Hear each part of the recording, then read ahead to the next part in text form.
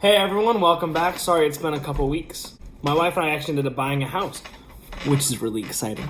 So we've been there a lot, fixing it up. I realized being a homeowner that when you fix one thing, two more things that you need to fix kind of reveal itself, almost like this weird kind of money hydra. So yeah, it's just been a little crazy there. But I'm back and I'm excited to talk to you guys again. So I've been getting some texts and I've been asked by some people what my opinion is on everything going on now.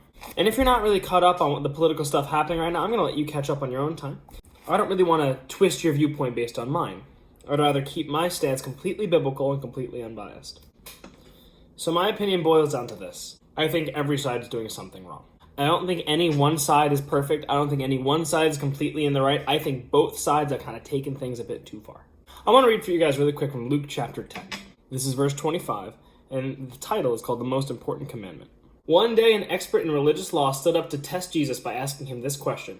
Teacher, what must I do to inherit eternal life? Jesus replied, What does the law of Moses say, and how do you read it? The man answered that you must love the Lord your God with all your heart, all your soul, all your strength, and all your mind, and love your neighbor as yourself. Right, Jesus told him, do this and you will live. But the man wanted to justify his actions, so he asked Jesus, and who is my neighbor? Jesus replied with a story. A Jewish man was traveling from Jerusalem down to Jericho, and he was attacked by bandits. They stripped him of his clothes, beat him up, and left him half dead beside the road. By chance, a priest came along, but when he saw the man lying there, he crossed on the other side of the road and passed him by. A temple assistant walked over and looked at him lying there, but he also passed by the other side. Then a despised Samaritan came along, and when he saw the man, he felt compassion for him. Going over to him, the Samaritan soothed his wounds with olive oil and wine and bandaged them. Then he put the man on his own donkey and took him to an inn, where he took care of him. The next day he handed the innkeeper 2 silver coins, telling him, Take care of this man. If his bill runs higher than this, I'll pay it next time I'm here. Now, which of these 3 would you say was the neighbor to the man who was attacked by the bandits? Jesus asked. The man replied, the one who showed him mercy. And then Jesus replied, yes, now go and do the same. So I want to go into this passage a little bit.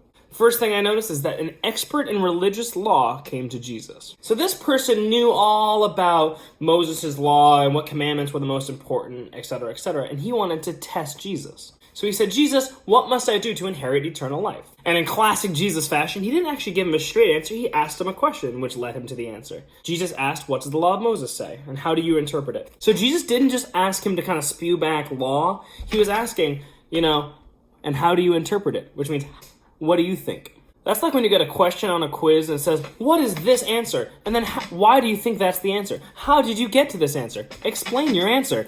And you're like, right? Like, we don't often like explaining ourselves. Oftentimes, we just kind of want to spout back the answer we know is right. But Jesus didn't settle for that. He wanted the guy to explain what he thought it meant. So the expert in the law answered, love the Lord your God with all your heart, all your soul, and all your strength, and all of your mind. That is the most important commandment. And almost like an afterthought, he said, and love your neighbor as yourself. So he kind of started off strong and kind of petered out a little bit. I want to get back to that in a sec. Jesus said, yeah, you're right. Do this and you will live. You got it right. And the next verse is interesting. It says, the man wanted to justify his actions. So he asked Jesus, and who's my neighbor? So if this part's a little confusing, I want to give you guys a little bit of an analogy. Let's say you go to your teacher because you want to get a better grade, and you ask the teacher, what must I do to get an A? And your teacher says, well, what do you think you have to do? You respond with, oh, well, I got to show up to class, and I got to do well on my test, and you start listing off the things that you know, and you're doing well. You're like, okay, I'm doing good. I should get an A. And you're like, and I gotta do my homework, and I gotta not talk in class, and I can't have my phone, and you start realizing that maybe you're not doing everything perfectly. And so after you've listed off all these reasons, the teacher goes, yes, you're right, do all of those things, and you'll get an A.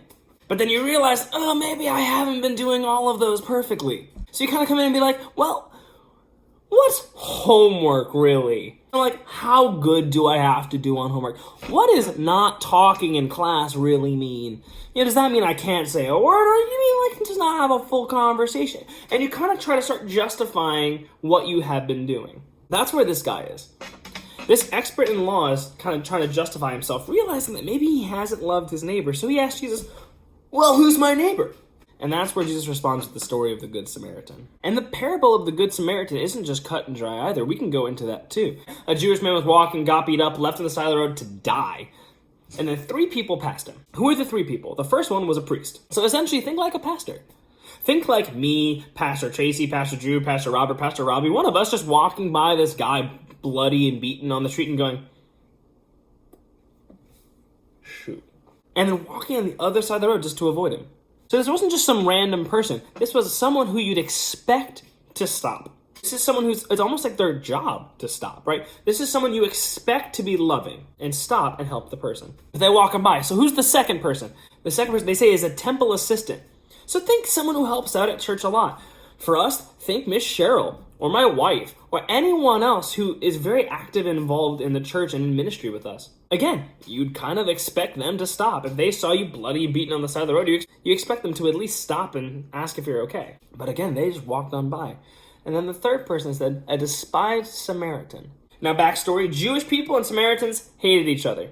Never would be seen in the same place. In fact, Jewish people would take this really long path around the city of Samaria, adding days of travel just so they wouldn't have to go through the city of Samaria. So, they didn't like each other. But this is the person that Jesus used as an example. A despised Samaritan stops, sees a Jewish man who's essentially his enemy, and said, "You're hurt, I know you're hurt and you're in need, I'm going to help you." And that's what loving your neighbor looks like. So this Samaritan is kind of my object lesson for today. This Samaritan, one, was willing to get involved. He was interruptible. He was going on his business. He wasn't just strolling for the sake of strolling. He was traveling, saw the guy injured, and was willing to put his entire plan on hold to go help that guy. Two, the Samaritan treated this injured Jewish man as a person of interest. He treated him the way he would want to be treated himself.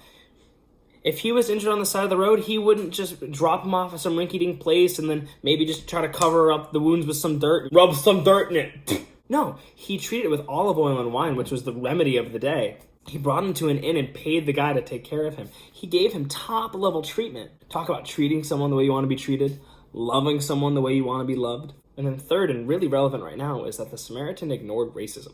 Remember, Jewish people and Samaritans hated each other. They were constantly at each other's throats. This guy ignored racism and helped him because it was the right thing to do. So I don't know who's watching this. I don't know where you are. I don't know your exact life circumstance. But my challenge for you is, who's your neighbor? Not just the person who lives next door, not just the person you interact with in your house, but really, who's your neighbor? Because if this book applies to you, which I guarantee you it does, then your neighbor is everyone around you. Are you willing to be interruptible? Are you willing to act? Are you willing to love them the way that you would want to be loved? Are you willing to ignore racism to do it? To be honest, you want my solution to how all of this could possibly end in an amicable way? Love. All of these political issues are coming out of a super profound lack of love. So the problem goes deeper than prejudice and racism and cops failing to do their jobs. And the solution is actually way simpler than riots, than seething Facebook posts, than calling people weak, than calling people sensitive. The biggest reform that we need is actually to love people as Jesus commands us to love.